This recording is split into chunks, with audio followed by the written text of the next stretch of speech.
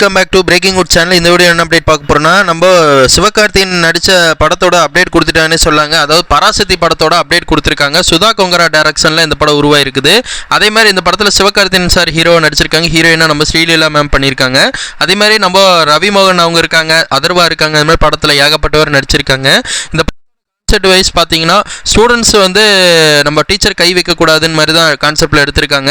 அது மீறி அடித்தாங்கன்னா என்னென்ன நடவடிக்கை எடுக்கப்படும்னு இந்த படத்தை பார்த்தா தான் கண்டிப்பாக தெரியும். ஏன்னா படம் வந்து சுதா கொங்கரா எடுத்திருக்காங்க. சொல்லவே வேணாம், ரெட் ஜெயின் அவங்க தான் இந்த படத்தை ப்ரொடியூஸ் பண்ணுறாங்க. அதே மாதிரி இந்த படத்தில் வந்து பார்த்தீங்கன்னா ஏகப்பட்ட எக்ஸட்ரா வந்து இப்போ ப்ராடக்ட் வாங்கியிருக்காங்க, டீம்ஸ் எல்லாம் வாங்கியிருக்காங்க. 25வது படங்காட்டி நியூ போஸ்டர் ரிலீஸ் பண்ணியிருக்காங்க. நம்ம சுதா கொங்கரா அவங்க அஃபீஷியலாகவே படக்குழுன்னு சொல்லி இந்த அப்டேட் கொடுத்துருக்காங்க. அந்த போஸ்டர் பார்க்கும்போது எப்படி இருக்குன்னு சொல்லி கேட்டிங்கன்னா வெறித்தனமாக இருக்குது. நம்ம தளபதியை மீண்டும் திரும்பி பார்க்குற மாதிரி நம்ம சிவகார்த்திகேயன் லுக்கு கொடுத்துருக்காங்க. ஒத்த கால் மடிச்சுட்டு ஒத்த காலில் உட்காந்துருப்பாரு பாருங்க, அந்த லுக்கில் செம்மையாக இருக்காரு.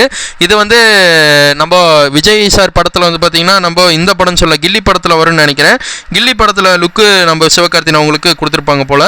ரொம்ப சூப்பராக இருக்குது. கம்பேக் கொடுத்துருக்காரு. விஜய் சார் படத்தில் நடிக்கிறனால இவர் கண்டிப்பாக கம்பேக் கொடுப்பாருன்னு நினைக்கிறேன். பார்க்கலாம். ஒரு சிவகார்த்திகேயன் ஃபேன்ஸாக இந்த போஸ்டர் பற்றி உங்களோட கருத்து கணிப்பு என்னவா இருக்குன்னு கமெண்ட்டில் சொல்லுங்கள். படம் வந்து ஜனவரி 14 ரிலீஸ் ஆகும்னு சொல்லி அஃபீஷியலாகவே சொல்லிட்டாங்க. தேங்க்யூ ஃபார் வாட்சிங் வீடியோ.